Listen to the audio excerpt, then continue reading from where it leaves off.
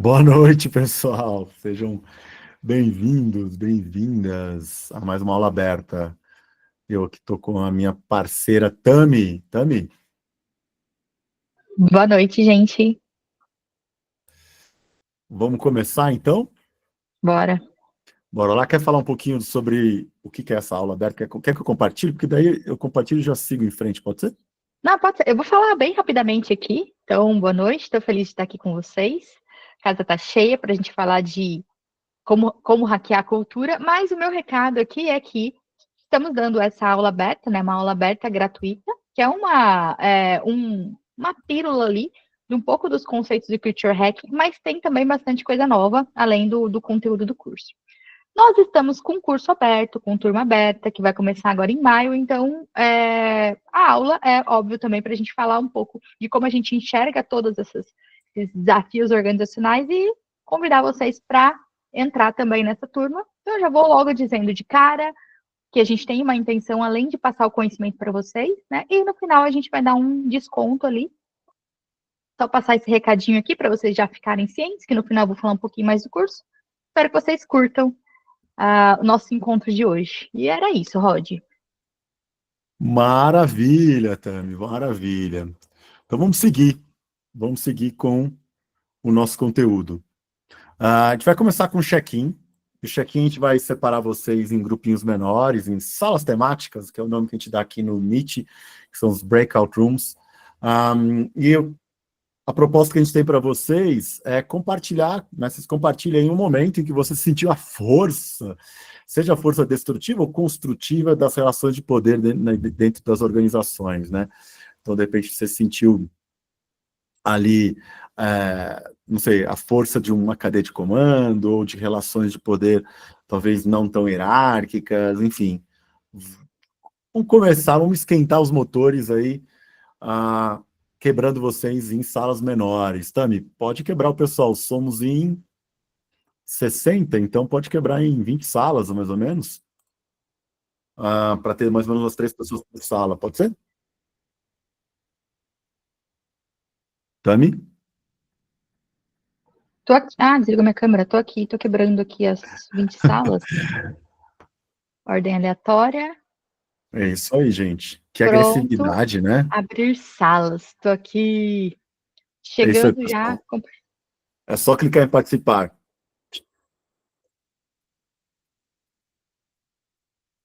Pronto, consegui abrir. Foi a minha primeira vez em abrindo salas aqui. Acho que deu certo. É só aceitar o convite, pessoal.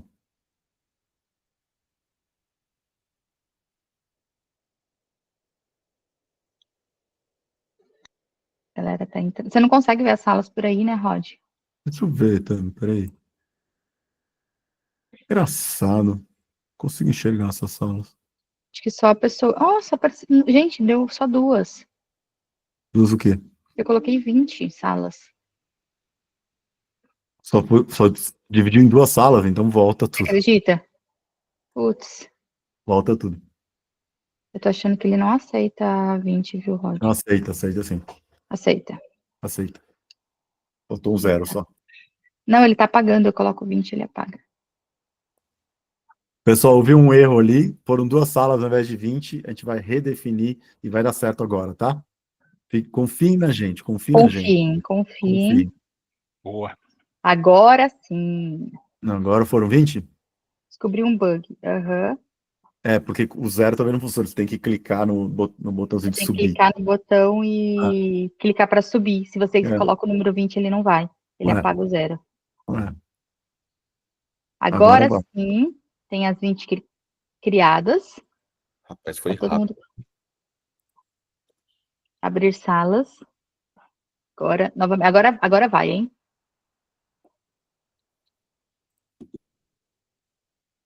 E agora o pessoal tá tudo desaparecendo.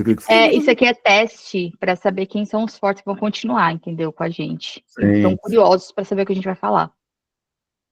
Um teste de engajamento. 5 minutinhos aí? Sim.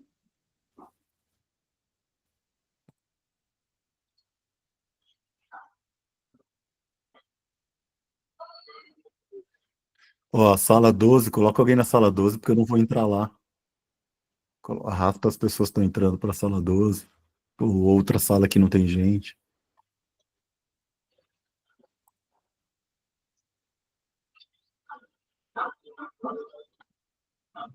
O problema é que Hum. não consigo arrastar. Não? Como não?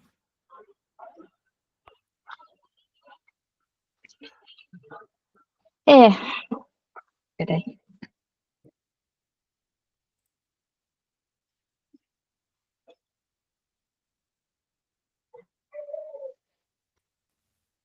Bem, pelo jeito a gente não vai poder nunca terminar a assinatura do Zoom, porque o Zoom é muito melhor que o Meet mesmo, para grupos É, grandes. a gente estamos testando ao vivo aqui essa funcionalidade do Meet.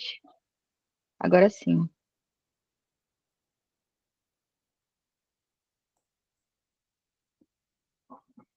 É, mas é bem demorado, viu, Rod?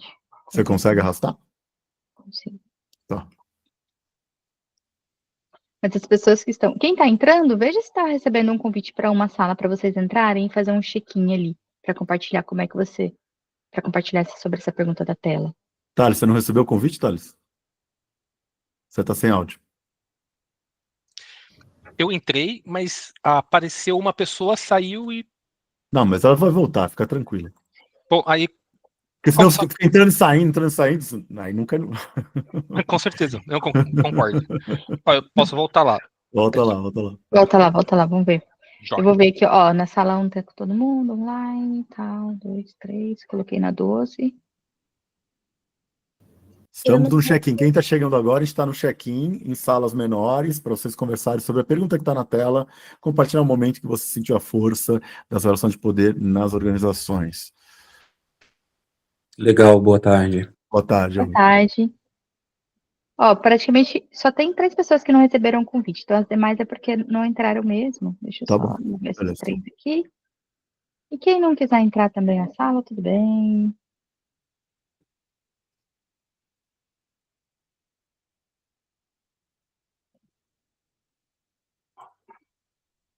Na hora que dá o tempo, você me avisa, Rod, que eu não marquei. Sim.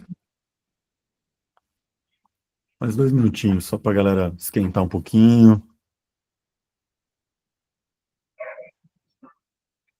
Tem 12 aqui, aqui tem pelo menos 2 pessoas em cada sala. Você arrastou todo Sim. mundo para as salas? Tem, quando eu clico em editar a sala, aparece só 3 pessoas que não estão em sala, entendeu? Não consegue arrastar elas. É, eu tô arrastando elas, mas Ah, são só tá. 3, as demais é porque não entraram mesmo. Todas elas estão com pelo menos 4 pessoas. Tá bom.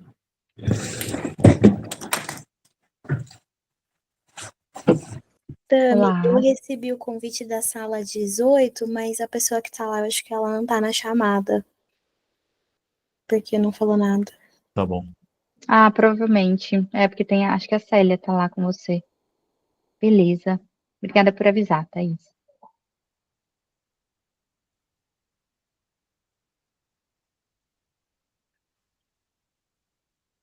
Está no check-in, tá, pessoal? Em salas temáticas aí. Você deve ter recebido um convite agora para entrar numa sala. Célio não recebeu o convite. Deixa eu checar aqui, Célia. Nem eu, Kleber. É,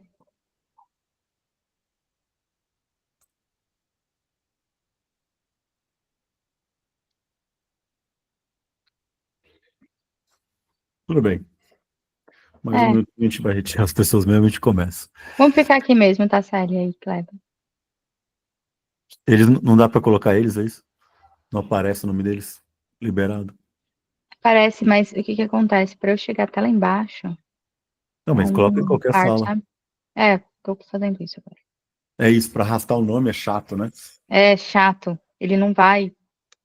Tem que ficar fazendo malabarismo para ele. E ele não tem a opção de clicar com o botão direito, sabe? Mandar. É bem ruim essa interface deles. Um experimento que não deu certo, mas tá tudo bem. Acontece. Mas vai ter outro agora. com menos salas. É que 20 salas é muita coisa, né?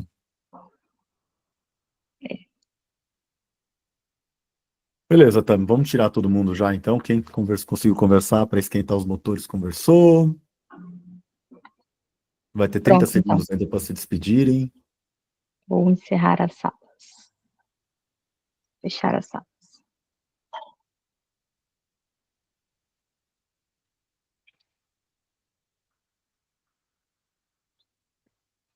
Ela já vai começar a voltar.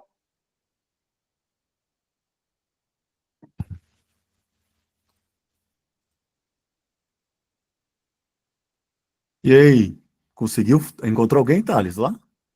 Não encontrou ninguém? Você tá sem áudio de novo. Tá sem áudio, né? Opa, obrigado. A galera que entrou, acho que estava tímida, entrava, saía. Entrava, via minha cara, saía. Ou eu assustava também, pode ser também. Pode ser, cara, pode ser.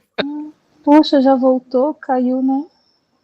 Não, voltamos mesmo, porque o pessoal tá. tá bem tímido aí nesse check-in. A gente vai retornar e vai continuar aqui. Eu ia até pedir desculpa para a pessoa que eu estava conversando, porque eu acho que eu monopolizei a conversa, eu me empolguei muito. Desculpa, Giovanni. Imagina, eu não sou professor, não. Imagina, tamo junto. Foi muito bom ouvir seu ponto de vista, foi bem legal. Maravilha, pessoal. Então vamos lá, vamos continuar. Tá todo mundo aqui já, né? A gente vai continuar agora falando mesmo, entrando no assunto principal. E antes eu preciso desfazer alguns mitos que talvez vocês já tenham, enfim, já tenham ultrapassado, né? E de fato não acreditam mais nesses mitos, mas é importante deixar claro essa perspectiva que a gente tem na Target, nosso trabalho com consultoria, com design organizacional. É um trabalho que considera, por exemplo, que a política dentro das organizações ela está sempre presente. E a gente não consegue ficar fora dela. Né? Não dá para falar, não vou me envolver com a política. Você vai se envolver com a política, você queira ou não. Né? Mesmo porque política não é só uma questão de manipulação. Política tem a ver com relações de poder, com alianças, com silêncios, com conflitos. Vai falar que você não entra em conflito com ninguém, que você não se relaciona com ninguém, que você não faz nenhuma aliança, que você... É impossível, né? A gente faz isso nas organizações. Então, o primeiro ponto importante dessa aula é olhar para a política não como algo que vai ser sempre sujo, mas algo que vai estar sempre presente, tá? O segundo ponto, assim, se você quiser enxergar um pouco mais a política e as relações, principalmente as relações de poder das organizações, é só você começar a se questionar, fazer algumas perguntas, como, por exemplo, essas que estão na tela. Quem fala sem ser interrompido na sua organização? Quem é escutado, assim, mesmo calado? Ou seja, as pessoas estão o tempo inteiro ali atentos o que essa pessoa tem para falar. Né? Quem que não precisa justificar suas escolhas? A pessoa toma uma decisão e ninguém questiona. Quem que pode chegar atrasado numa reunião e ninguém pergunta, não vira pauta de nada? Quem tem liberdade para improvisar? Quem precisa seguir roteiros e procedimentos? Quem pode dizer não, né, diante de um pedido e não é encarado como um problema, como alguém que não é ali, né, não veste a camisa da empresa? Então, tudo isso tem a ver com essa relação de poder. Não existe a possibilidade dessas perguntas todas não terem respostas. Elas têm respostas. E se elas têm resposta, existe aí relações de poder para serem compreendidas, estudadas, ou pelo menos observadas. Né? E a gente trabalha também a partir de uma ideia de que essa compreensão dessas relações de poder, ela não é feita simplesmente a partir, claro, de um objetivo acadêmico, mas para se atingir um objetivo prático. E não é um objetivo prático que é para o benefício exclusivamente próprio, né? Mas é para promover mudanças estruturais e emancipatórias. Né? Eu lembro uma vez que a gente estava com uma plataforma de inteligência artificial, um bot, que a gente criou para ajudar as pessoas a entender esses conceitos, né, de como hackear as organizações, como, enfim, navegar nesses contextos políticos. E uma pessoa colocou no bot, né, uma pergunta do tipo, como que eu faço para pedir meu aumento? E não é que é injusto ela pedir o aumento dela. Não estou dizendo que é injusto. Eu estou dizendo que não é sobre isso a aula. Se você está aqui para entender sobre como pedir seu aumento, como conseguir a sua promoção, eu acho que você vai poder aproveitar algo dessa aula, mas não é o motivo dela existir. A gente não está aqui para ensinar as pessoas a jogar o jogo, né? Então, a gente está aqui para ensinar as pessoas a mudar o jogo, né? Promovendo primeiro uma mudança estrutural. Então, e não simplesmente se ajudar ou ajudar um outro jogador, mesmo que o seu objetivo seja, como eu ajudo meu colega a não sofrer mais assédio. Cara, legal, acho que é importante ele não sofrer assédio, mas é mais importante quando você consegue promover uma mudança estrutural que várias pessoas possam não sofrer assédio, né, ou evitem sofrer assédio. Então, assim, é muito sobre mudanças estruturais e é muito sobre criar um ambiente emancipatório. Não é uma mudança estrutural para aumentar poder, ou aumentar o seu poder, é sobre criar uma mudança estrutural que vai tornar o ambiente menos opressivo e que a exploração da força de trabalho se torne mais difícil. Porque nas relações de trabalho, à medida que se estabelece uma relação de chefe subordinado, se abre espaço para exploração. Mesmo, mas a pessoa pode sair da empresa. Pode, até a segunda página, porque existe um custo reputacional, financeiro, etc. Ou sair de uma organização, sair de uma empresa. Não é algo trivial, vou sair daqui, vou para lá e vai estar tudo bem. Pode ser que você fique desempregado um tempo, pode ser que as pessoas olhem com maus olhos, você acabou de entrar na empresa e está saindo de novo, você é uma pessoa instável. Então, assim, relações de opressão, relações de exploração acontecem. Criar um ambiente emancipatório e promover mudanças estruturais é o nosso objetivo aqui na TT.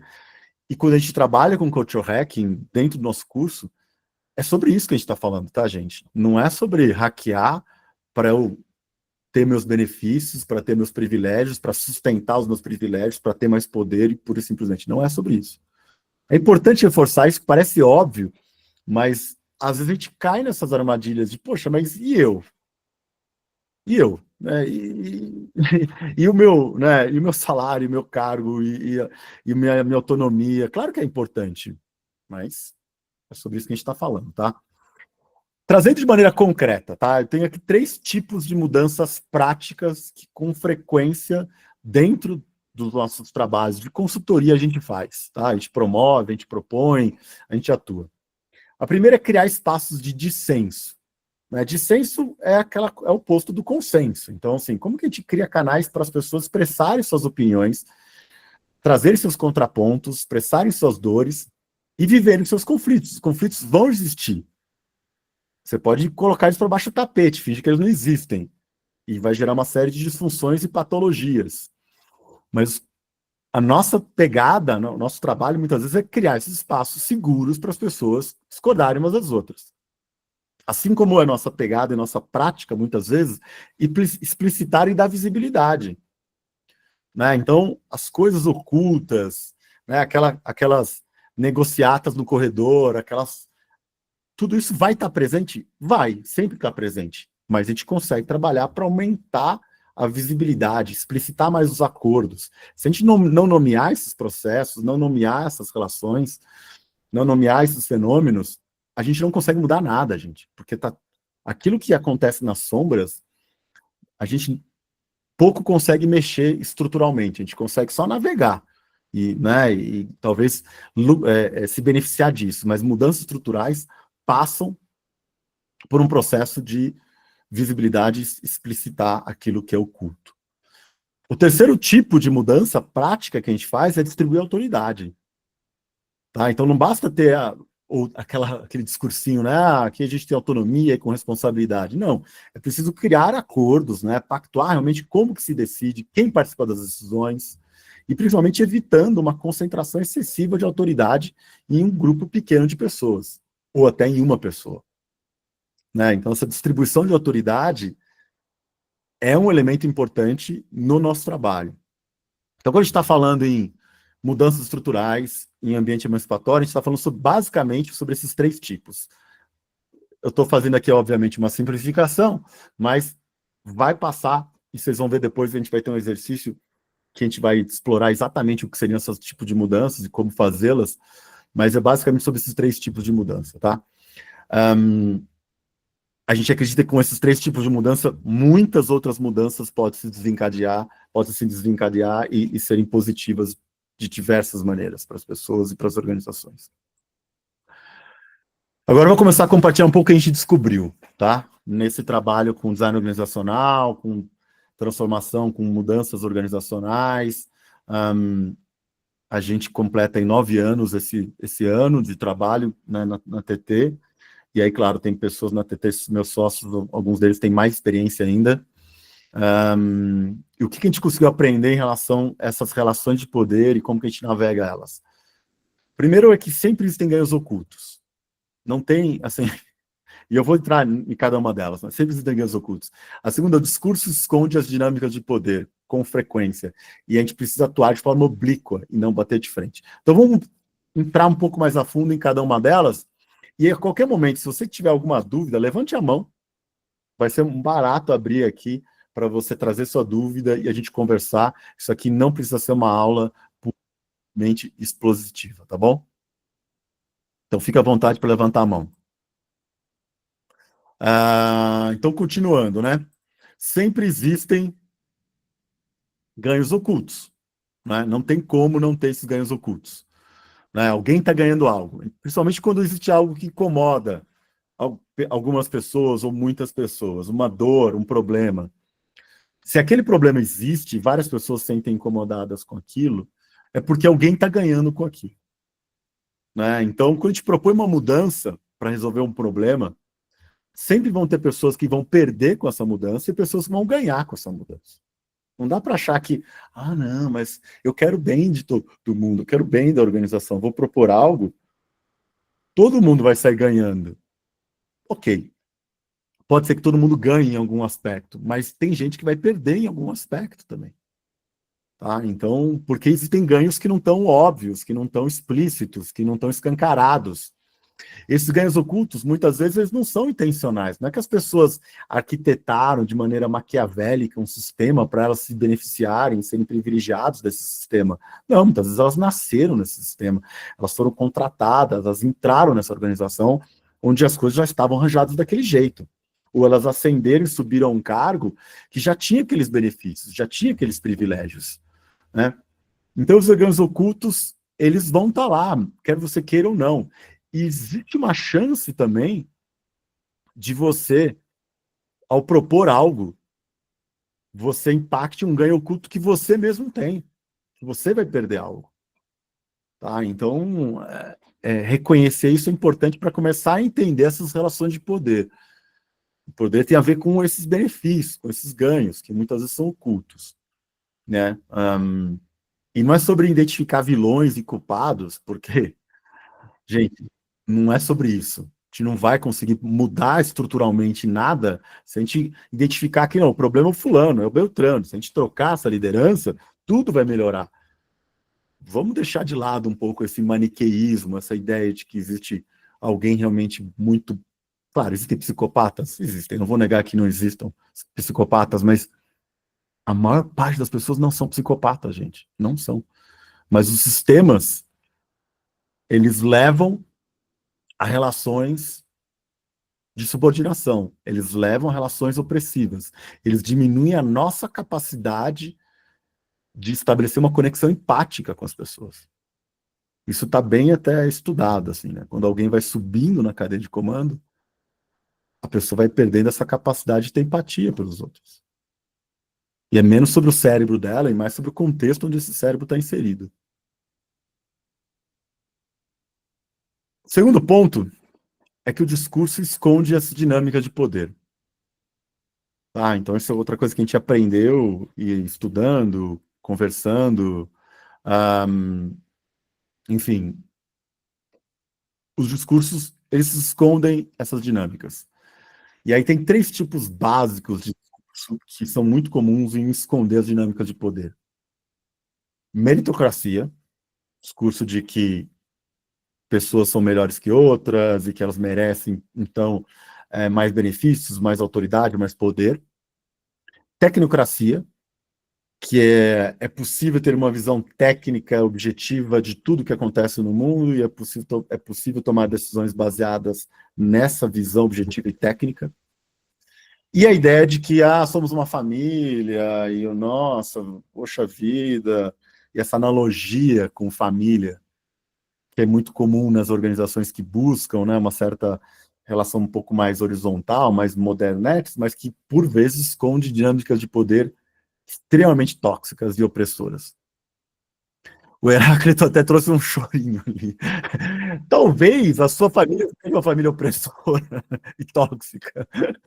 E aí essa analogia não seja tão errada. A minha não é, enfim. Eu só acho que essa analogia, ela, por vezes, ela é usada com essa tonalidade, né? De, olha só, nós somos todos uma família. E, na verdade, existem pessoas ali com muito mais poder e autoridade e que literalmente se beneficiam desse sistema de um jeito muito desigual, muito assimétrico.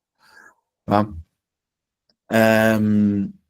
E aí eu vou dar um exemplo aqui, tá? Vou dar um exemplo de como, por exemplo, a tecnocracia se manifesta como um discurso que maqueia as relações de poder. Feedback. Feedback todo mundo adora, né? Só que não. Por que não? Por que as pessoas não gostam de feedback em geral?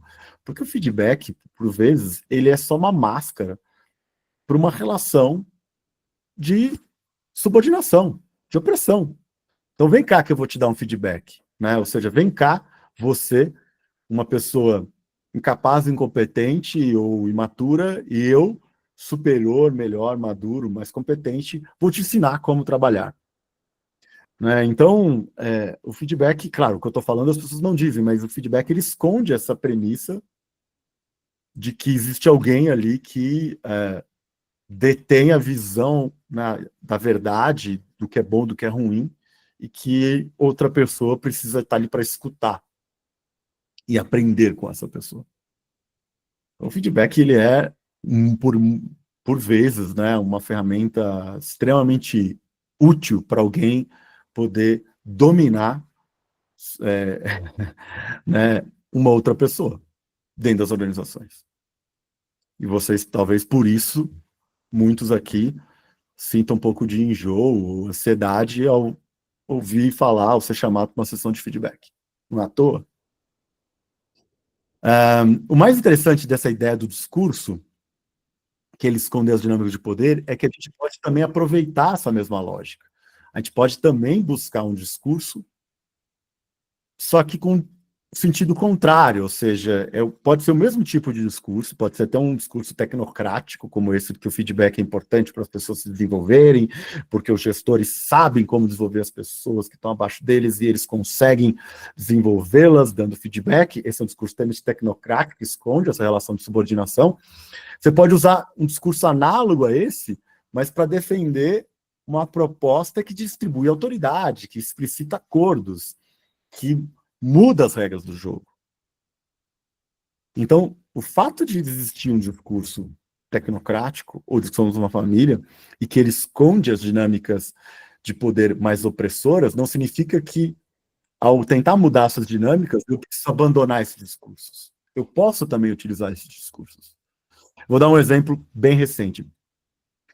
Trabalhando com um cliente gigante, e depois de alguns meses de projeto, 6 meses de projeto, a gente chegou numa encruzilhada que agora a gente precisa pegar.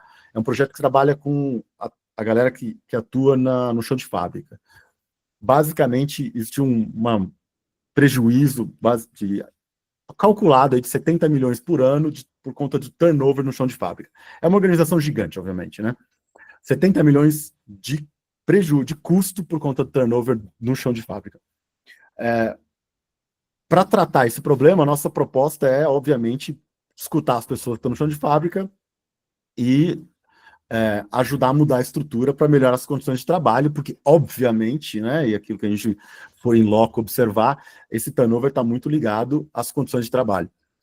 Então, ao invés de a gente simplesmente defender a melhoria das condições de trabalho de quem atua no chão de fábrica, simplesmente porque é a única coisa ética né, que se deve fazer, né, obviamente um imperativo ético, né, oferecer um mínimo de condições de trabalho dignas para as pessoas, ao invés de defender isso, a gente camuflou essa proposta, que é uma proposta que basicamente vai envolver um investimento de 3 milhões de reais, num verniz de vamos ter um retorno de investimento. E se a gente diminuir, é claro, um cálculo extremamente chutado, como todo cálculo de ROI se a gente diminuir 3,5% do turnover ou mais, a gente vai ter o retorno dos 3 milhões investidos. Né? Então, o ponto de inflexão é 3 e pouco por cento de melhoria no turnover. Esse é um discurso extremamente tecnocrático. A gente na TT sabe que esses cálculos de ROI são obras de ficção em grande parte. Mas a gente não vai abrir mão deles simplesmente porque se as pessoas acreditam nisso, se elas precisam disso para justificar essas propostas e essas mudanças estruturais que vão melhorar as condições de trabalho dessas pessoas, essas milhares de pessoas, é óbvio que a gente vai fazer uso desse discurso tecnocrático. A gente não tem muito pudor. Apesar de às vezes a gente ficar desconfortável e ter um enjoo, assim, falar de ROI, mas a gente fala. Às vezes a gente tem que engolir, né? Terceiro ensinamento, ideia, o conceito que a gente aprendeu é que a gente precisa atuar de forma oblíqua. A gente não pode bater de frente. Então, atuar de forma oblíqua é o oposto de bater de frente. Então, bater de frente, por vezes, gera um efeito contrário. E, às vezes, até resulta numa demissão ou um encerramento precoce de um contrato de consultoria. Então, a gente precisa atuar de forma oblíqua. Tá? Não tem muito jeito. Não dá para... não, veja bem, porque, poxa, eu preciso defender os meus princípios, os meus ideais, porque aquilo que eu estou fazendo é certo. Dane-se que aquilo que você está fazendo você acha que é certo. Não importa. O que importa é você atingir algum resultado naquele tipo de mudança que a gente está falando, uma mudança estrutural para tornar o ambiente mais emancipatório. Como você vai fazer isso? Claro que você vai ter que avaliar, né, cada decisão que você vai tomar a partir de uma perspectiva ética, mas não adianta você assumir uma posição 100% baseada em princípios extremamente nobres, imperativos categóricos extremamente nobres, e não conseguir fazer nada. Adianta. Desculpa, não adianta. Então, o que a gente fez, e isso é uma parte do conteúdo do curso de Culture Hack, a gente organizou 32 estratagemas que podem ser úteis no momento de vender uma ideia ou convencer pessoas a experimentarem um novo jeito de trabalhar. Né? Então, a gente tem aqui alguns estratagemas que têm a ver com desenho da embalagem. Ops, deixa eu voltar aqui. Não quero.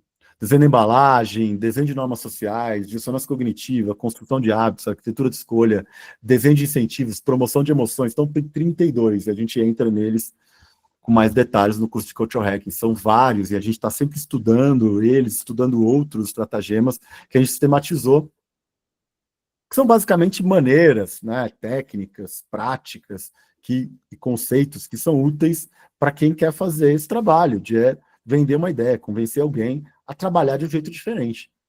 Basicamente é isso. Né?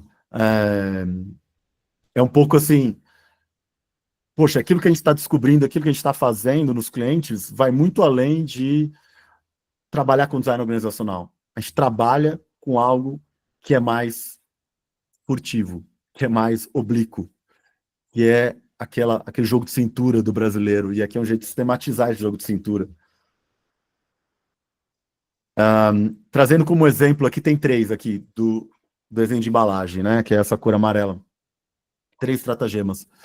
Então, name e rename, que é nomear e renomear, né, então, toda vez que você vai propor algo, você precisa pensar no nome, isso não tem como, você sempre vai ter um nome para algo, certo?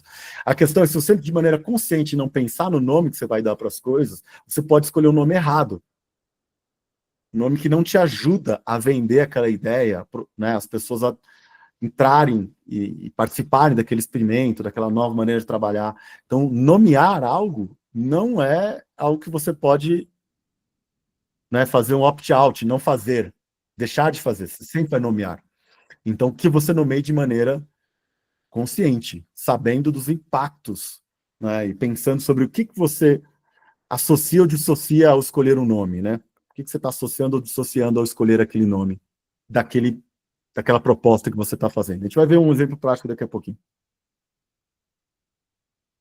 Outro aqui é framing, né? O framing é uma perspectiva que você tem, que você cria, uma moldura que você aplica em volta de uma proposta, em volta de uma ideia.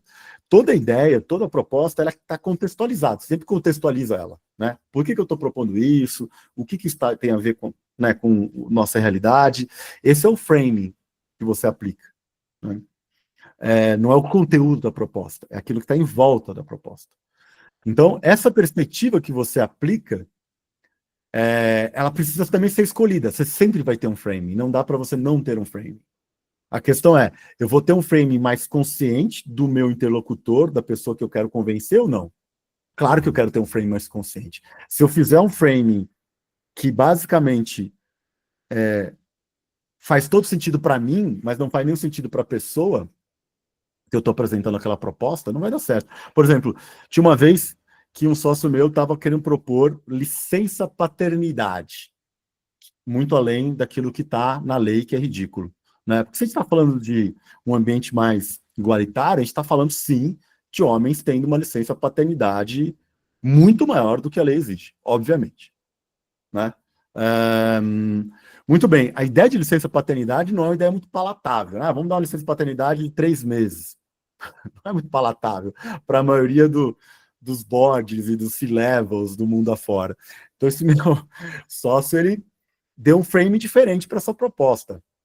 Ao invés de falar assim, isso é importante porque cria um ambiente de trabalho mais justo, né? Principalmente para as mulheres que são preteridas em promoções por possíveis licenças maternidades que elas podem tirar no futuro. Quando você coloca os homens também com licença paternidade, você fala, não, todo mundo pode ter licença paternidade, está todo mundo no mesmo nível.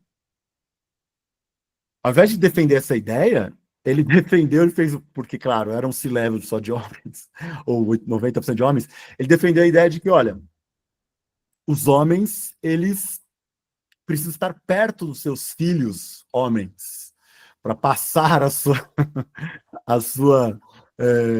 enfim, os seus ideais, enfim, ele precisa estar mais conectado afetivamente aos seus filhos. Por isso é importante a licença paternidade. Não é por causa da mulher, é por causa do homem. O homem precisa ter esse benefício. Então, esse foi o framing que ele deu. Não era aquilo que ele acreditava, mas é o framing que ele escolheu apresentar a proposta. Entendeu? A escolha do mensageiro é outra coisa que você sempre vai fazer. Quem vai apresentar a proposta? É você? Será que você é a pessoa certa? Ou será que você pode ter um outro, né, parceiro, uma outra pessoa que está combinada com você e que vai levar essa proposta e que tem a chance de convencer muito mais, né? Isso já quando você olha para recursos, né, de oratória, já se falava sobre isso, né? Quem fala a mensagem é mais importante do que o conteúdo da mensagem. Então, a escolha do mensageiro também é algo que você sempre vai fazer. E aí, se não fizer de maneira consciente, você está perdendo a oportunidade de conseguir com que aquela proposta seja aprovada. Então, são 3 exemplos dos 32, e eu escolhi 3 que são muito comuns, que é quase que, assim, você sempre precisa usá-los, mesmo que de maneira inconsciente você vai usá-los, para vocês terem uma ideia. Mas tem outros que são muito mais incomuns, e outros que são muito mais raros, e outros que são mais desconhecidos, outros que envolvem conceitos até bem complexos de entender. Muito bem. Eu trouxe aqui, né, só para lembrar, 3 formas de mudar uma estrutura seguindo essa proposta, pelo menos que a TT carrega, possui e promove, né? Então, criar espaço de licença, explicitar e dar visibilidade, distribuir autoridade. São 3 tipos de mudanças, certo? E eu propus aqui também, trouxe 3 aprendizados que a gente teve nessa jornada de propor mudanças estruturais, que foram importantes para a gente. Então, sempre existem ganhos ocultos, os discursos escondem, né, as dinâmicas de poder, e a gente precisa atuar de forma oblíqua. Então, se a gente cruzar 3 com 3, a gente pode ter 9 perguntas, né? Então, olhando, por exemplo, para um exemplo bem específico de criar espaço de licença. Vamos supor que eu trabalho num time, eu não sou o gestor, Mas eu quero propor que as reuniões de time estão um facilitador que cuide da pauta da reunião, né? Quem fala em qual momento, quem traz qual ponto, e não o gerente, não o gestor. Por que isso? Porque eu acredito que se tiver um facilitador que cuida desse momento de fala das pessoas e da pauta, as pessoas vão trazer pautas mais polêmicas, mais discordantes, e vão ter mais coragem de discordar do gestor e entre si. Tá? Então, criar espaços de dissenso. O outro tipo de mudança bem concreta aqui, trazendo um exemplo bem concreto, propor um acordo escrito sobre como funcionam os dias de trabalho remoto. De repente, eu atuo numa organização, num time que o trabalho remoto acontece, mas não está muito claro quando que pode, quando que não pode. É modelo híbrido, mas no final o gestor que autoriza de maneira totalmente personalista e barra aleatória, né? O que dá na telha dele. E aí, poxa, eu vou propor então um acordo para a gente escrever como que funciona, quando que pode trabalhar remotamente ou não. Né, e dá visibilidade, mesmo que seja algo no sentido de não, é o gestor que escolhe seu preferido, que deixa, né, o preferido fazer trabalho remoto e os outros não, mesmo que seja isso, pelo menos eu dou visibilidade. Terceiro tipo de mudança, distribuir autoridade. Aqui é mais ousado. Já teve uma situação dessa que foi bem difícil, a gente aprendeu muita coisa lá no começo, há 9 anos atrás. Propor que a escala de trabalho seja auto-organizada, que saia da responsabilidade do gestor desenhar a escala de trabalho, vamos supor que é um tipo de trabalho que tem diferentes turnos, manhã, tarde e noite, e a escala de trabalho, ela deixa de estar na mão do gestor e é auto-organizada. As pessoas, né, por meio de algum processo, alguma ferramenta, elas vão se auto-organizar e se auto-alocar na escala de trabalho. Então, distribui a autoridade. Tira essa autoridade de definir quem trabalha quando para um processo que envolve que é mais auto-organizado, tá? Então, são 3 exemplos bem específicos, eu quis ser bem específico aqui para vocês imaginarem mesmo essas propostas, e aí vocês vão tentar responder essas perguntas que estão aqui nesses 9 quadrantes aqui. Então, a primeira pergunta é, se a gente cruzar ganhos ocultos com essa proposta, quem ganha e o que ganha, né, quando o gerente controla a pauta, né? Então, a gente precisa entender. Se a gente quer propor uma mudança nisso, é legal a gente entender esses ganhos ocultos, né? Quem ganha e o que ganha de não ter acordo sobre trabalho remoto? Quem ganha e o que ganha de... Opa, aqui está errado. É de não ter a escala, de ter a escala concentrada no gerente. Vou mudar esse texto aqui. Então, são perguntas que conectam, então, esse aprendizado com esse tipo de proposta, ou com essa proposta específica. E aqui é a mesma coisa, né? Qual discurso tecnocrata meritocrático da família justifica o arranjo atual? O arranjo atual é o gerente controla a pauta. E qual que é o discurso que justificaria a mudança? A mesma coisa aqui, né? E a mesma coisa aqui, tá? E aqui também, de forma oblíqua, que tipo de framing que a gente pode usar, que tipo de mensageiro a gente pode usar, e que tipo de nome a gente pode dar para essa proposta de espaço do facilitador gerindo a pauta. Que tipo de framing, mensageiro e name a gente pode dar para esse caso e etc. Então, são 9 perguntas, a gente vai dividir vocês em 9 salas de trabalho, ou salas temáticas, e aí vocês vão entrar nesse Miro aqui, porque é mais fácil de vocês preencherem.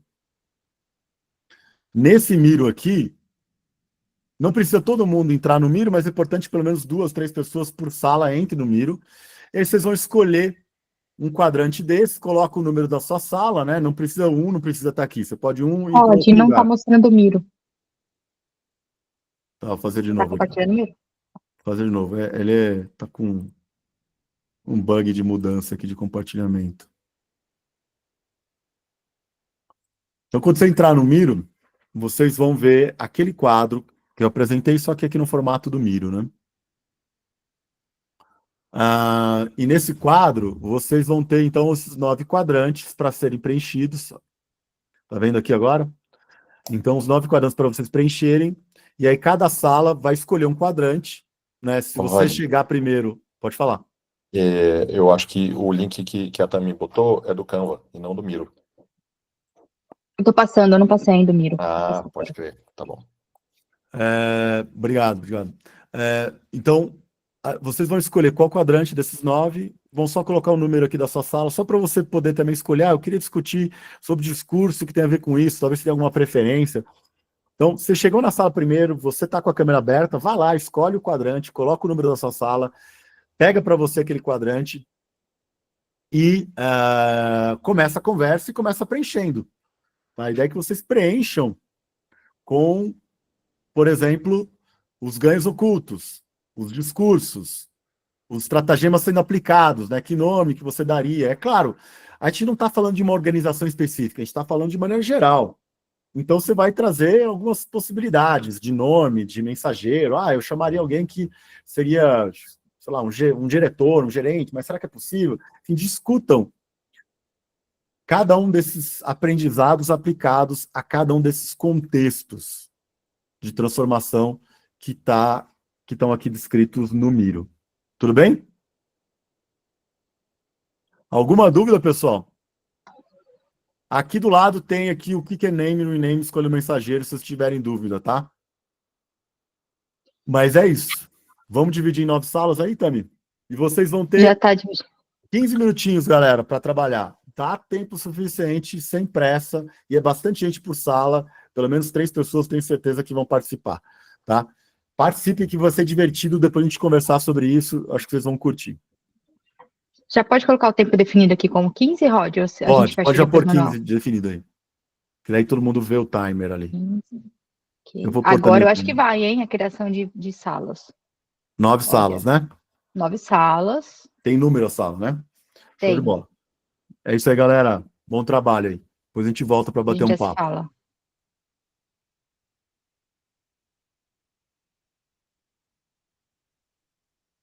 Salas.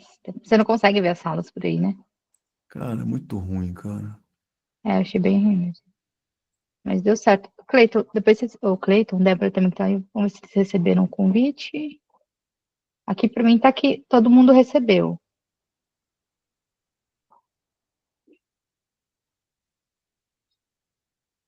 Eu só tirei alguns assistentes aqui. Permitir. Quantas pessoas por sala, mais ou menos? 8, 6. Legal. Oi, Eduardo, vou jogar você para uma sala, tá? Obrigado. Imagina.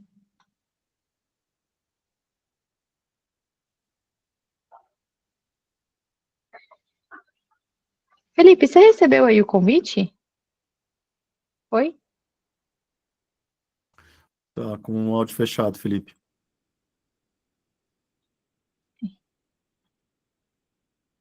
Não, não tá saindo áudio. Não.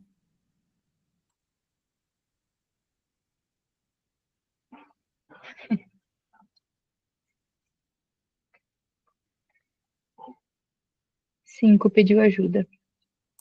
Pediu ajuda na 5? Aham. E coloca lá. Vai lá. Ah, você não consegue ir, né? Nossa, que absurdo isso. Não. Caramba. Tô esperando o convite. Colocou? Tô tentando, peraí. Não tá na 5 ainda, não vai não, peraí. Tô pulando você de uma em uma, porque é ruim de passar. Agora sim, tá lá. Tami e Rodrigo, eu fiquei na sala 5 sozinho. Solitário. Ah, a gente viu que você pediu ajuda, daí eu acabei de colocar o Rodrigo lá, mas então era isso. Volta. Eu vou colocar você em outra, então. Tá Por bom? favor, Martim. manda brado. Coloquei você na 4. Valeu. Realmente, tava sozinho lá. Vou tirar você do 5, Rod. Nem apareceu o convite aqui. Ah, é. Deu ruim.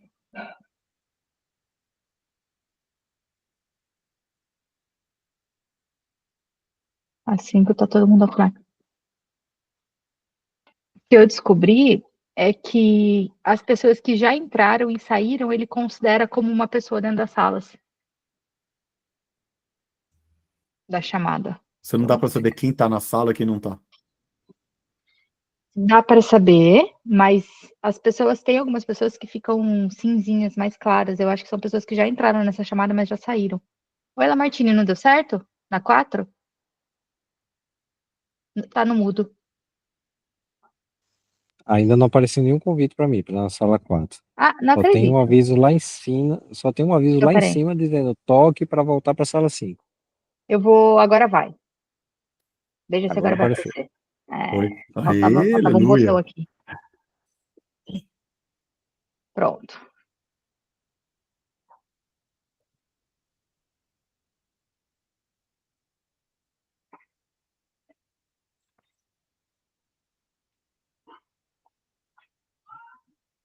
Vou te mostrar como que fica.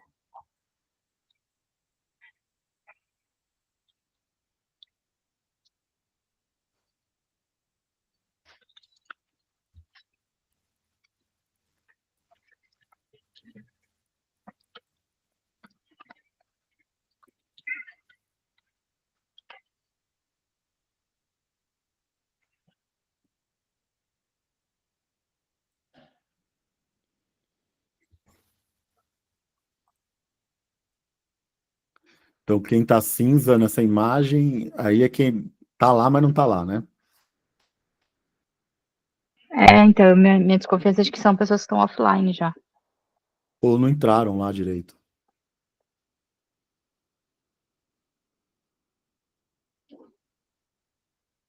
Não sei. Muito ruim. E aquela sala a 5 tem o quê? O que que aparece na 5? Parecem só várias pessoas em cinza. Todo mundo em cinza. Uhum.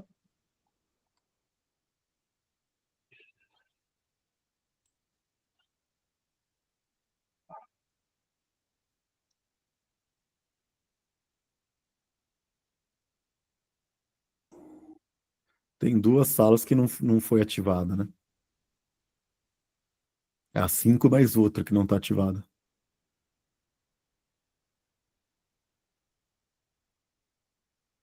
Eu imagino que a 6 esteja, apesar de estar vazio, mas deve ter alguém lá. É a 1. Vê a 1, se tá. Como é que tá a 1?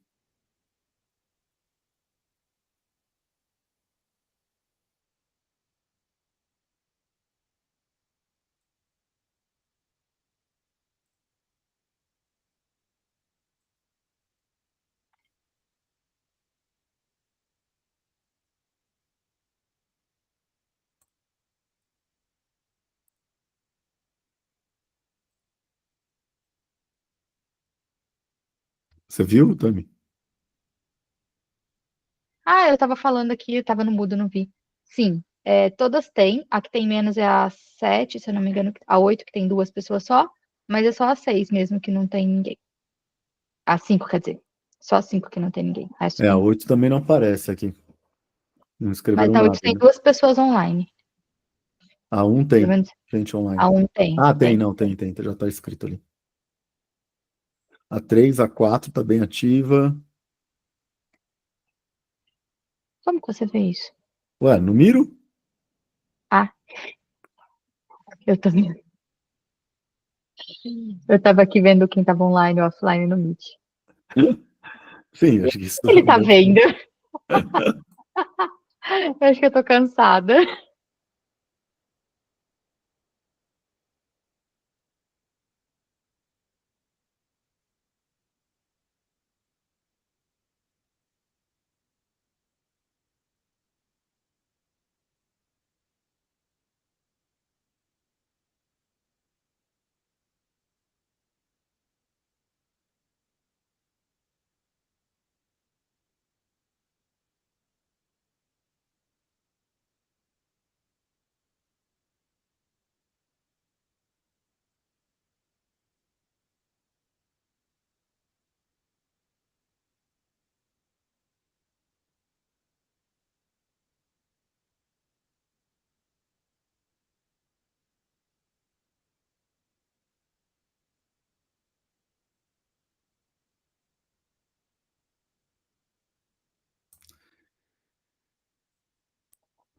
Aprendendo aí que o Meet realmente deixa bastante a desejar se comparado com o Zoom, Pelo menos a funcionalidade de Breakout Room, sim. né? Até gravação também, você não consegue nem pausar a gravação, você só para de vez, eu não sei nem se.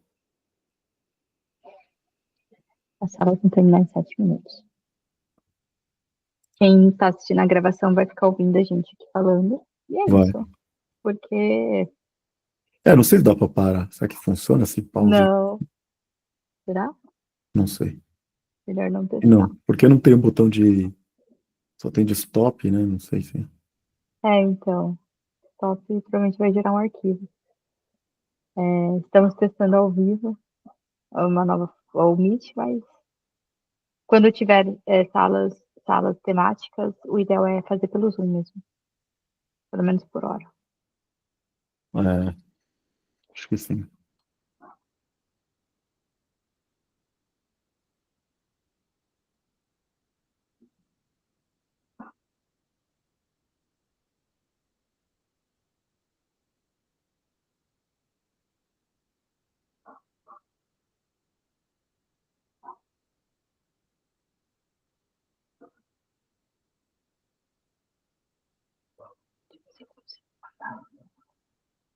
Silvia, você tá falando com a gente? Tá no mudo. Não sei se é com a gente.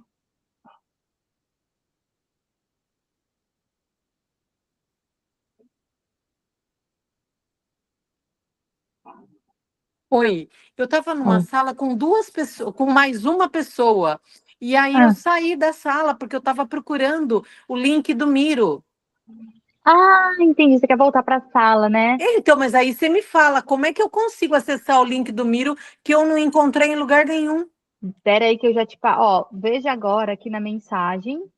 Eu estou na sala 8, Tá na nem sala sei, 8, né? nem sei se o Marco, mas aí, essa daqui, deixa eu ver. Veja que você recebeu o link agora do Miro. Abre ele aí no seu computador. Então. Ô, Silvia, você tá no celular? Eu estou no celular, esse que é o problema. O Miro no celular não funciona. É melhor você ficar só conversando e deixar o outro escrever. E o outro está no celular também. Meu Deus do céu. Não tem mais ninguém na sala ali? Ela falou que só estão as 2 pessoas. Deixa eu confirmar aqui. Eu acho que sim. Paramos de te ouvir, Silvia. Peraí. Ela estava com o Marcos. Lá na 8. Só estavam os 2 mesmo. O resto tá tudo offline. Silvia, você tá por aí ainda?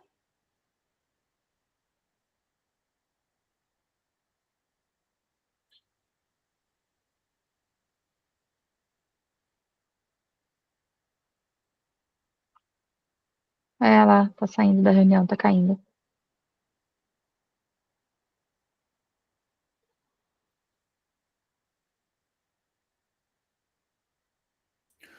Quanto tempo falta, Tami?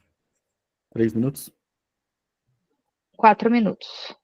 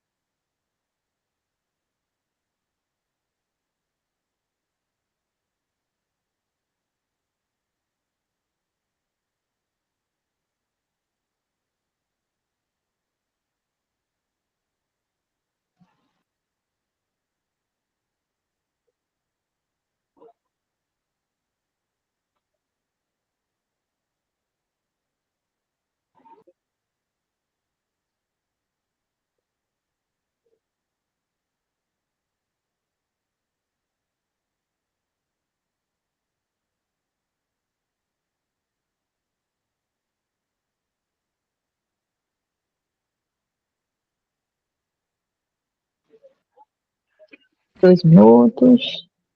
Vou fechar automaticamente. Então, daqui a pouco a galera...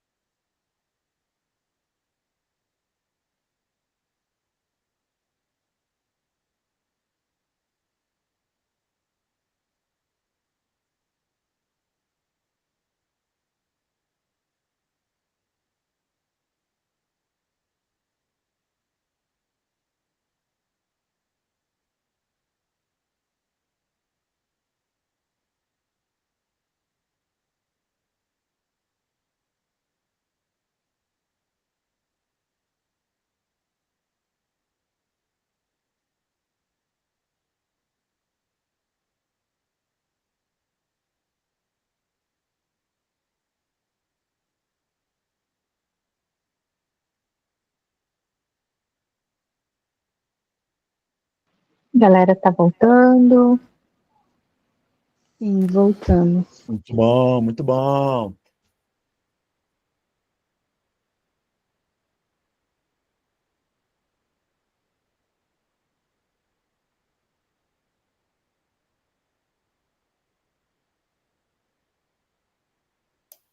Seu microfone está desligado, Rodrigo. Obrigado, muito bom, pessoal. Vamos olhar para o que foi produzido no Miro, vamos bater um papo. Quero compartilhar também um pouco mais e também deixar a Tami compartilhar um pouco mais de histórias e de coisas que a gente já viu por aí. Talvez vocês tenham curiosidade, tá? E, por favor, a qualquer momento vocês podem interromper, fazer pergunta, fiquem à vontade. Então, vamos lá. Para esse primeiro tipo de mudança ou proposta de mudança, que é mudar uma dinâmica de reunião, criando um papel de facilitador, que vai gerenciar essa pauta, e esse facilitador não vai ser o gestor, não vai ser o gerente, porque o mais comum é a pessoa mais bem paga na reunião controla a pauta da reunião, né, de um time. O gestor controla. E aí a primeira pergunta para esse tipo de mudança é que ganhos ocultos talvez existam.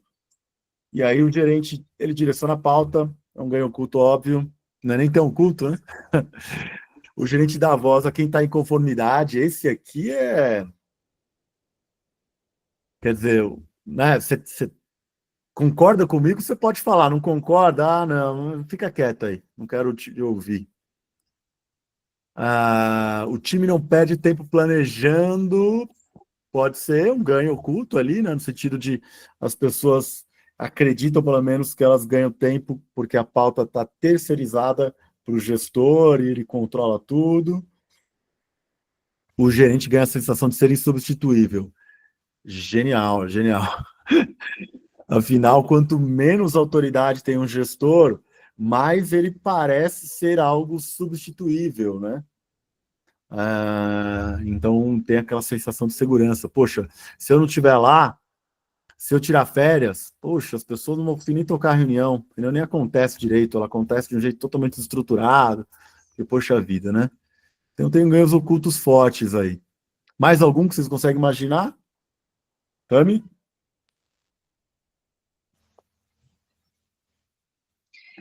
Nossa, não tô imaginando nenhum agora, hein? Gente, deixa eu ver a pauta. Tô bem, tô bem. Acho que Posso trazer um que Pode falar, Kleber. que é bem engraçado, na verdade. Acontece na minha empresa. Mas toda vez que tem temas polêmicos rolando no trabalho, ele pula a pauta.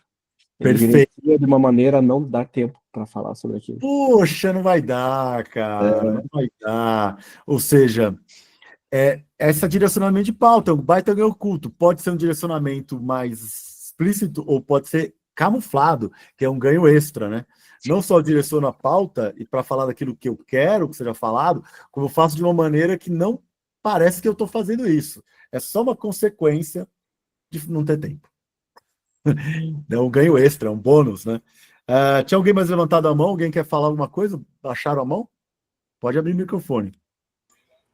Não, boa, eu tinha levantado, mas acho que direcionar a pauta serve tanto para o lado positivo de falar do que eu quero e de não deixar falar sobre o que eu não quero também. Eu estou tendo um caso muito relevante hoje na empresa que eu estou, onde a gente não pode discutir numa squad multidisciplinar sobre ciclo de vida do produto. Pequena coisa. A gente só pode ter um foco, e o nosso foco está sendo um ponto específico. E é proibido falar na reunião, então está sendo uma dor bem grande no momento. Caramba, Giovanni, meu Deus do céu. Cada história que a gente encontra por aí. Então, muito bem, a gente tem ganhos ocultos bem óbvios aí.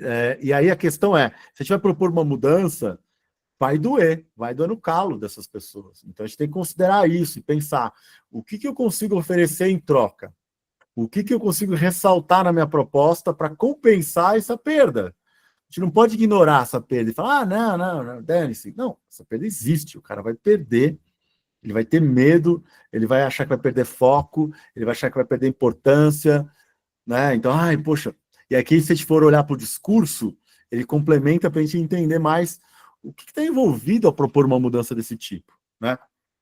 Aqui, meritocracia, fala quem entende do assunto. Não, gente, aqui, né, quem entende vai falar, e por acaso sou eu, gestor, que decide quem entende. Ou não, enfim. Questiona essa autoridade de quem fala. Perfeito. Então você tem uma ideia de... Conta para mim quem trouxe isso aqui, um discurso de questiona essa autoridade de quem fala. Mas qual que é o discurso que as pessoas trazem? É importante poder questionar, é isso? Acho que foi mais no sentido de quem está falando, né? É uma coisa que justifica. Então, o discurso aí meritocrático mas quem falou tal coisa, né? Quando alguma coisa surge, assim. Então, talvez ficou descrito de outro jeito. Mas quem falou isso aí, né? Dependendo de quem falou, você nem leva em conta. Você nem leva em conta, perfeito. Finge que não tem conflito, que tem a ver com a família, né? Poxa, somos uma família, que a gente tem que estar unido, né? Então, poxa, não precisa ter um facilitador aqui, porque a gente é uma família, que a gente fala tudo na lata, né? A gente não fica escondendo e falando no corredor, né? Então, finge que não tem tabu, e sempre tem tabu, né? E às vezes o tabu é justamente falar que tem tabu, né? Então, finge que não tem conflito, as coisas funcionam assim, tecnicamente é perfeita a reunião, não vale a pena gastar tempo com isso, para quê? Tecnicamente, realmente é um desperdício de energia, é fácil desencorajar as pessoas para resolver, né? Deixa comigo, eu resolvo, sou gestor, eu sou mais experiente, não faz sentido entregar isso na mão de um facilitador, de alguém que vai ser escolhido pelo grupo, talvez, quem sabe, nossa, aí é a distribuição de autoridade, ai meu Deus, melhor não. Se o gestor escolher o facilitador, talvez ele tope, né? Mas se for todo mundo para escolher, acho que não. O cara pode dizer, isso aqui não é ágil, não é para ter Scrum Master, eu toco isso aqui, enfim. Então, e aí vocês estão trazendo aqui alguns discursos que podem fortalecer a proposta, né? Imagino que é isso que se colocaram em verde. Satisfação profissional, desenvolvimento dos liderados, olha que legal, desenvolvimento dos liderados. Gente, a gente precisa envolver as pessoas, então vamos criar um papel de facilitador, né? Vamos promover a segurança psicológica que está na moda, satisfação profissional. Tem um outro discurso aqui tecnocrático interessante que é: ao colocar um facilitador que não é gestor, permite o gestor focar naquilo que mais importa, que é resultado, amigão, é resultado. Bottom line, entendeu? Bottom line. Então, assim, foca no bottom line, gestor, o facilitador olha para segurança psicológica, para aquilo que é mais soft. Então, é um discurso que pode colar também, tá? Vamos olhar aqui para outros estratagemas aqui, né?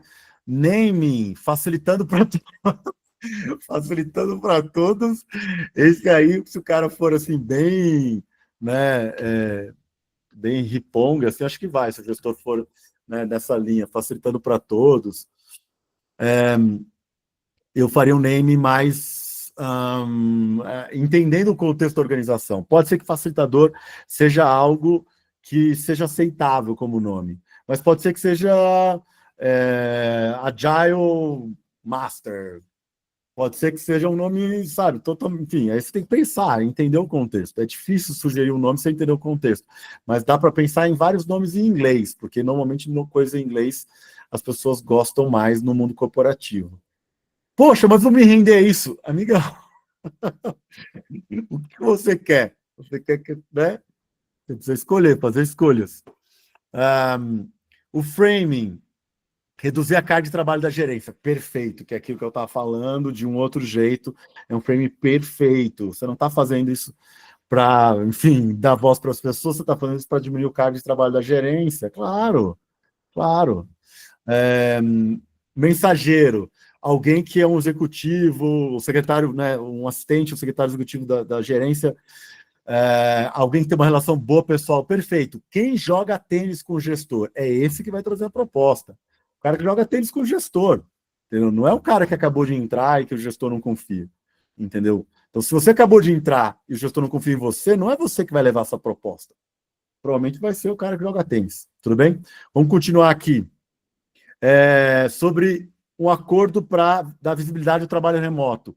Que ganhos ocultos existem de não ter acordos claros?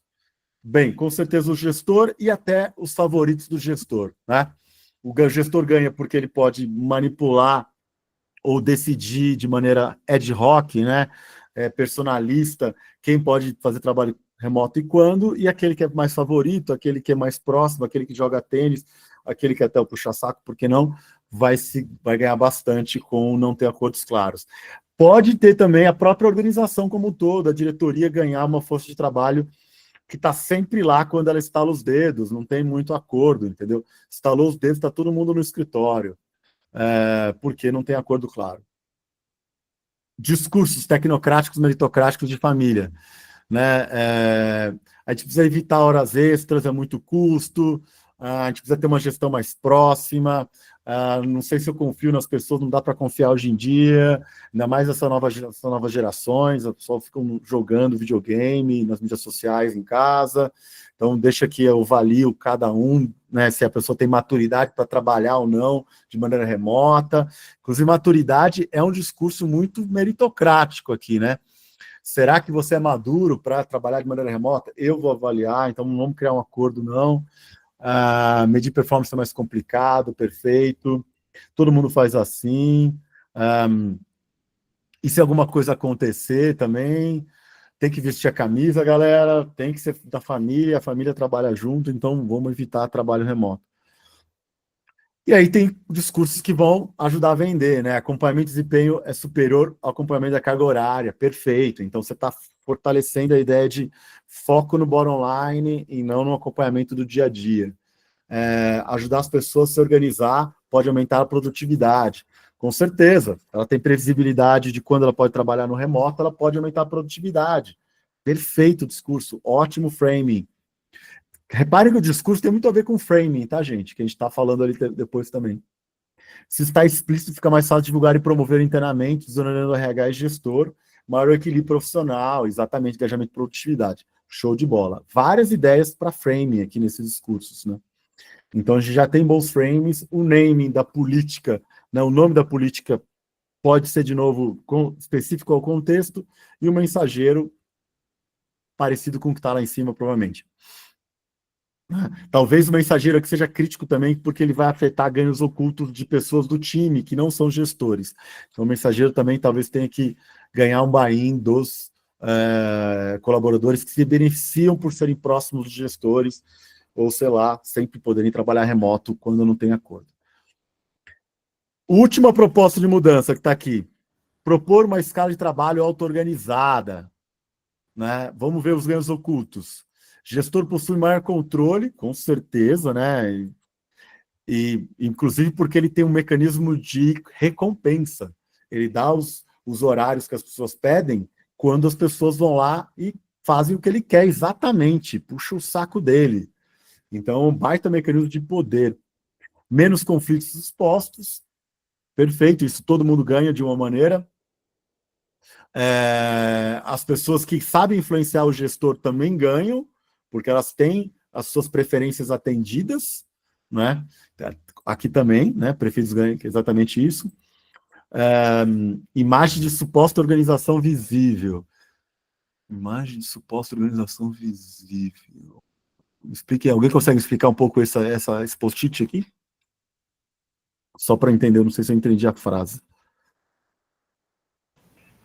Acho que muito na linha de menos conflitos expostos também. Tá. Se debate menos, tem uma noção que tudo chega pronto, você... Perfeito. A escala tá aqui, galera. Tá tudo organizado, né? E aí a gente passa uma imagem e tranquiliza as pessoas, né?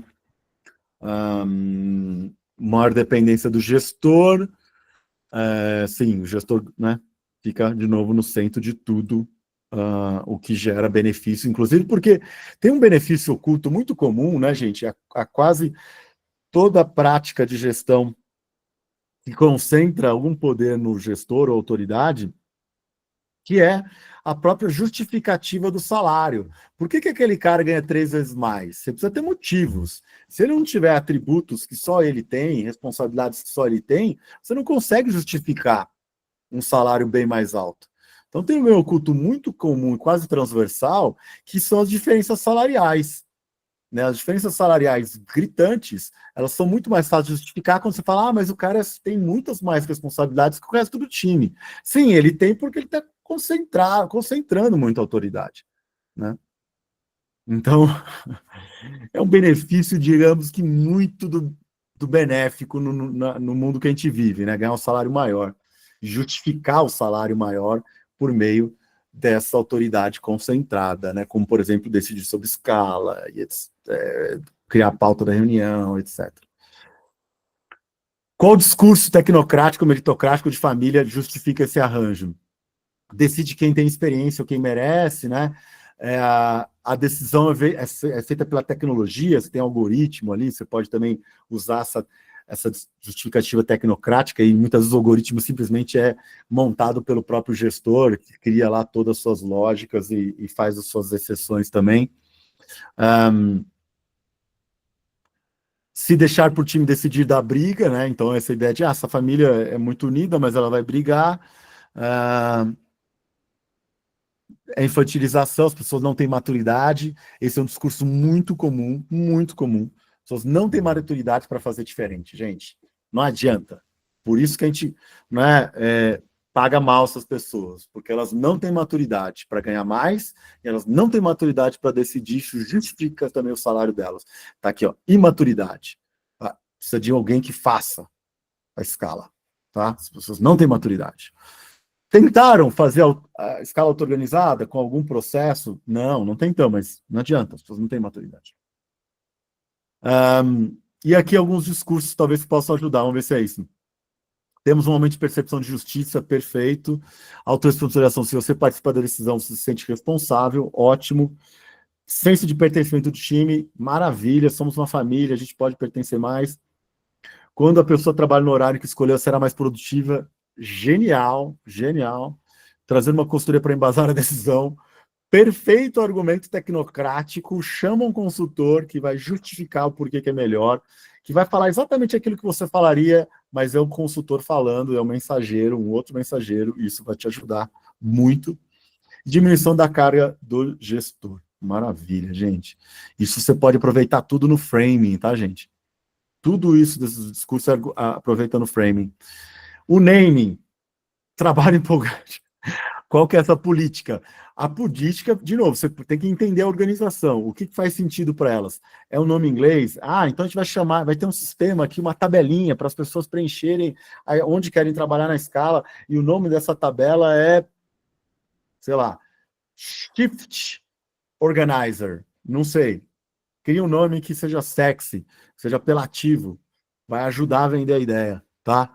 É exclusivo, é uma tecnologia, inclusive você pode até dizer o framing, você pode até trazer, interessante, a gente vai fazer algo inovador, que é fazer uma escala auto-organizada, porque a gente é foda. Nem a Amazon faz assim, entendeu? Então, esse é um ótimo framing, você apresentar essa proposta como sendo algo fodástico, entendeu? E não simplesmente como algo ordinário, né? Autonomia e resultado, né? Pode ser mensageiro, colaborador com histórico de entrega de bons resultados. Perfeito. Então, o cara que entrega, o cara que nunca falta, o cara que, sabe, ele pode ser o cara para levar essa proposta. É um cara que, poxa, é insuspeito, né? Para levar essa proposta. Bem interessante. Bruna, por favor. Sabe uma dúvida que eu fiquei até quando você falou da consultoria, né? Que Aham. eu acho que quando a gente fala do mensageiro, às vezes nessas situações mais críticas, ele precisa ficar destacando muito o ganha de um lado, um ganha do outro, para ele ter uma proposta atendida, né? E aí, numa tentativa de suposta isenção, a gente chama uma consultoria, porque aí ela vai falar para a gente o que a gente precisa fazer, e eu não estou estimulando uma relação de ganha-ganha. E aí eu fico muito em dúvida como que o mensageiro interno, né? Então a gente pode pensar em N cenários, um colaborador de uma área, um RH, ele se posiciona, acho que nem é se distanciando da política, porque é o que a gente já falou, né? A política existe, mas sem ele precisar ficar acentuando o tempo todo esse ganha-ganha, porque às vezes ele desbalanceia um lado, né? Que é o que a gente está ficando. Às vezes alguém ganha, às vezes alguém sai perdendo, sem ele precisar ficar reforçando essa dinâmica de ganha-ganha para ele ter uma proposta atendida. Porque até o ponto ali, né, de mensageiro, sei lá, um colaborador que tem bons resultados, você acaba começando a estimular dentro do time que pessoas que não têm resultados extraordinários consigam trazer suas propostas. E aí você sobrecarrega na linha do tempo essa pessoa, né? Porque ela é o mensageiro de tudo. Ela passa a precisar levar todas as propostas críticas até ela se colocar em uma posição crítica, né? Então, fico pensando Aí equilibra, não sei. Fico pensando como que a gente maneja para não ter esse tom sempre de desbalancear, sabe? Precisa sempre ter um ganha-ganha. Eu acho que assim, quando a gente está falando do mensageiro, a gente está falando de quem, assim, tem dois aspectos, né? Um aspecto é quem tem o ouvido das pessoas que tomam decisão, né? Então, dos tomadores de decisão, quem tem o ouvido? Quem de fato é uma pessoa mais próxima, né? E aí não vão ser muitas pessoas, né? E talvez seja bem difícil encontrar um bom mensageiro nesse sentido. Mas tem um outro aspecto que é quem é a pessoa insuspeita para levar esta proposta específica. Não necessariamente quem é o melhor funcionário, mas quem é a pessoa insuspeita para levar esta proposta. O que é insuspeita? É aquela pessoa que menos vai se beneficiar com aquela proposta. Tá? Então, depende da proposta, pode ser pessoas diferentes. Sim. Né? Então, por exemplo, na proposta do facilitador, quem é a pessoa que mais fala nas reuniões? Essa pessoa talvez é que menos se beneficie do facilitador. E talvez seja ela que tenha que levar a proposta. Enfim, na escala, né, na questão da escala auto-organizada, quem é a pessoa que tem o horário de escala mais invejado? Ou as pessoas que têm bons horários de escala, né, invejado? São essas que são as mais insuspeitas. Então, são duas características que eu acho que são importantes quando a gente fala para o mensageiro. É quem tem uma proximidade afetiva e quem é insuspeito. Quem não vai ser colocado em xeque do tipo, você está propondo isso porque você vai ganhar alguma coisa com isso, né, seu safado? Então, são duas características. E aí eu acho que é possível não sobrecarregar alguém se você olhar para essas duas. E não só para uma, e olhar contextualmente para cada proposta. Mas acho que você apontou é incrível, Bruna. De fato, não dá para imaginar que só uma pessoa pode ser o porta-voz ali. É estranho pensar desse jeito. Mas é possível também pensar que se as mudanças são estruturais, você está criando cada vez mais espaço para as pessoas apresentarem propostas. Você está criando mais espaço para outras pessoas serem protagonistas em qualquer etapa do processo, até no processo de apresentação de proposta. Perfeito. Porque, né? Então, existe um ciclo virtuoso e potencial de ser explorado, se eu apresento uma mudança na estrutura organizacional que, por exemplo, permite que qualquer um apresente uma nova política interna do time, de uma maneira que tenha um facilitador conduzindo esse processo, e a gente faz isso com uma certa frequência, a gente abre espaço para mais protagonistas e diminui a barra dessa ideia do mensageiro ser uma pessoa insuspeita e querida dos tomadores de decisão. Entendeu? Baixa um pouco essa barra. Mas achei o seu comentário incrível, assim, porque ele aponta algo que pode acontecer mesmo. E acontece. Thales. Agora, com o advento da IA, a gente tem que tomar cuidado que os novos facilitadores e consultores serão agentes. Em breve isso vai acontecer, né?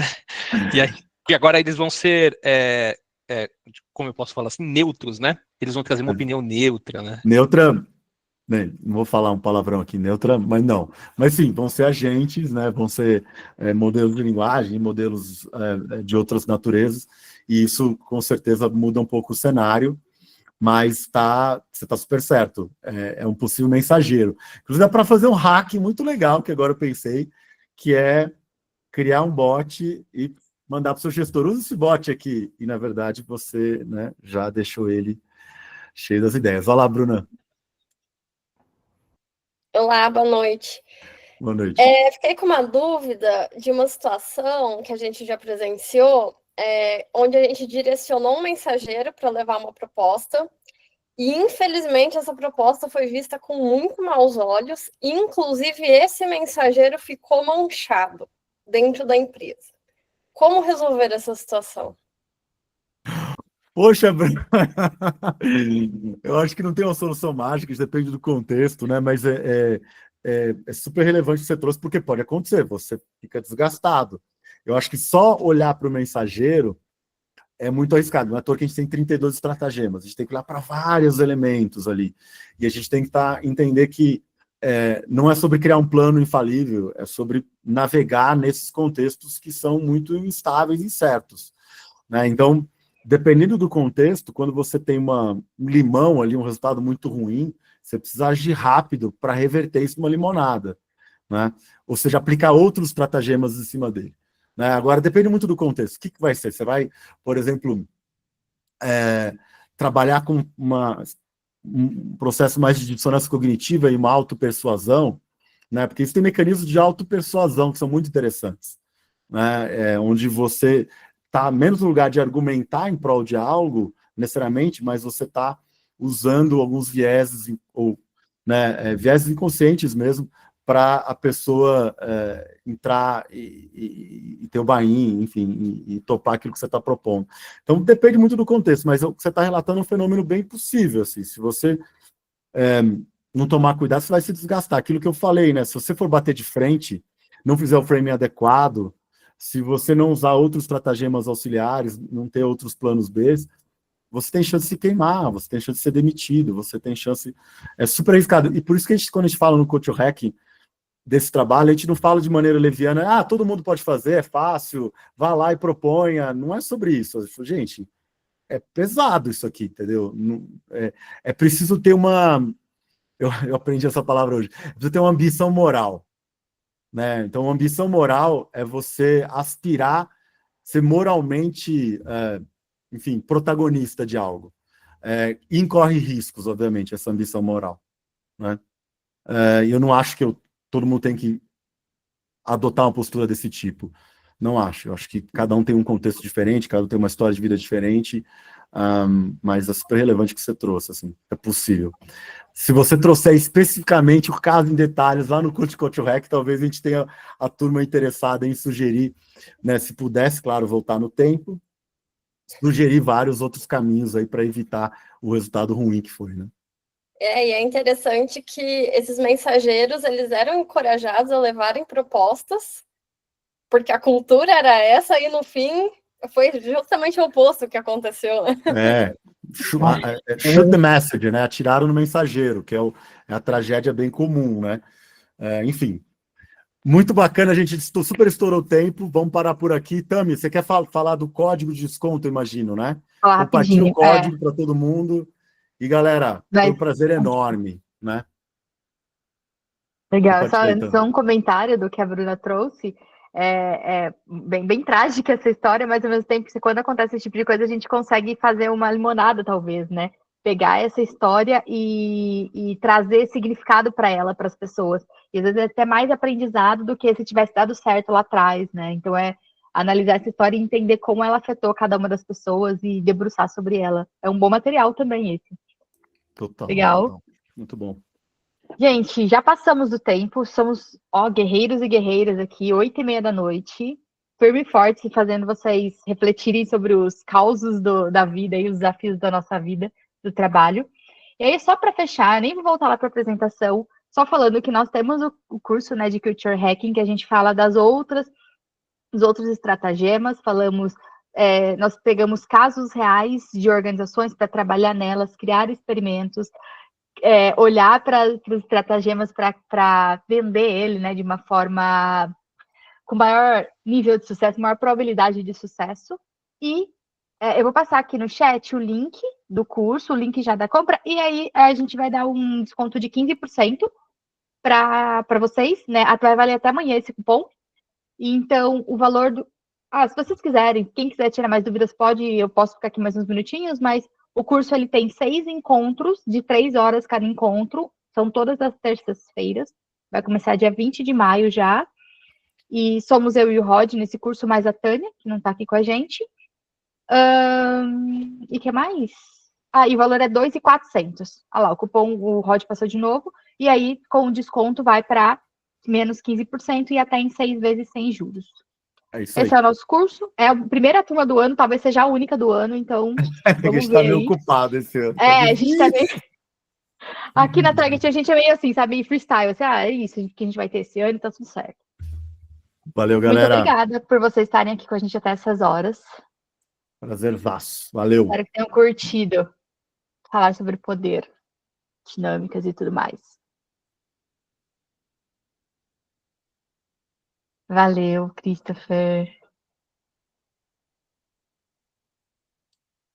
Valeu, Débora. Tchau, gente. Bom descanso para vocês. Ficará gravado sim, Eden. Eu passo amanhã o e-mail com o link da gravação. Tá bom? Maravilha. Sucesso. Valeu, Ana. Valeu, Silvia. Mas sabia que reassistir... Ai, que bom. Tchau, Silvia. Obrigada. Sabia que reassistir gravação não é a melhor forma de aprender conhecimento? Claro que não. O Eden falou do curso, é gravado. Do curso. É gravado também, para você que pede uma outra aula, mas, de novo, assistir esse curso gravado... Não, a gente nem sugere, porque tem bastante prática. Assim como vocês experimentaram aqui hoje, vai ter prática também. Então, a gravação não é a mesma coisa. Então, o ideal é estar presente. Faltar um outro, tudo bem, mas todos não. É isso aí, galerinha. Bom, eu Quintas pago ou para vocês terças? me aguentarem. Terça-feira. Terça-feira. Eu pago para vocês me aguentarem. Vocês vão ter que me ver de novo. Eu já vi prazer. Aquele fã persistente, chato. Eu vou estar lá em todas. Bom saber, Thales. Seja muito bem-vindo. Parabéns pelo trabalho. A gente se vê na próxima terça, então. Tô brincando, Valeu. dia 20. Dia 20, né? É isso dia aí. 20. Obrigado, galera. Um beijo. Valeu. Até lá, Thales. Amanhã a gente vai disponibilizar amanhã, isso mesmo, Cleiton. Vai mandar por e-mail para todo mundo. Eu mando o link. Sem edição, tá? Vai ser assim. Vai ser do jeito que tá. Bruto. Gravação Obrigado, gente. Trabalho maravilhoso que vocês fazem. Foi um privilégio estar aqui com vocês. Obrigadão, pela Cleiton. primeira vez participando de alguma dinâmica com vocês aqui. Prazerzaço, olha pro carinho. Bom, prazer em conversaremos conhecer. mais. Valeu. Prazer, Cleiton. Vamos lá.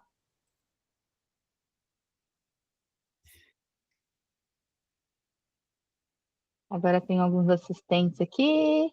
Vamos só chutar os assistentes. E parar as gravações. Então, por hoje é isso, pessoal.